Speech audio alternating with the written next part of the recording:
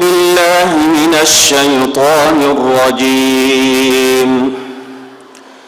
ليس البر أن تولوا وجوهكم قبل المشرق والمغرب ولكن البر من آمن بالله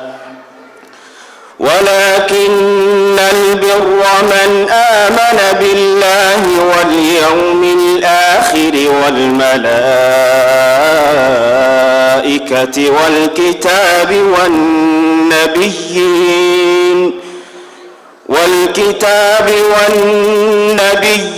وآتى المال على حبه ذوي القرب واليتامى والمساكين وابن السبيل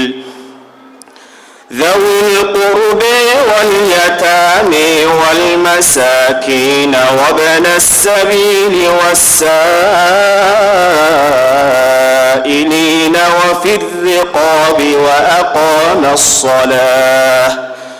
وأقام الصلاة وآتى الزكاة والموفون بعهدهم إذا عاهدوا والصابرين في البأساء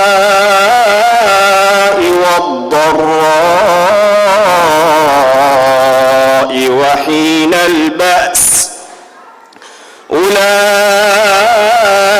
الذين صدقوا وأولئك هم المتقون. يا أيها الذين آمنوا كتب عليكم القصاص في القتل الحر بالحر والعبد بالعبد والأنثى بالأنثى فمن عفي له من أخيه شيء فاتباع بالمعروف وأداء إليه بإحسان ذلك تخفيف من ربكم ورحمة فمن اعتدي بعد ذلك فله عذاب أليم.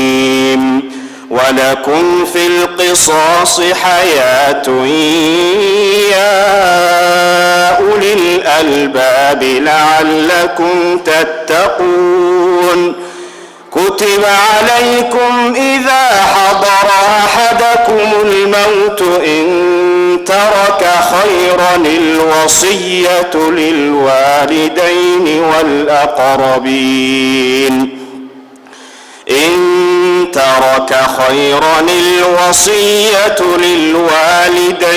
والأقربين بالمعروف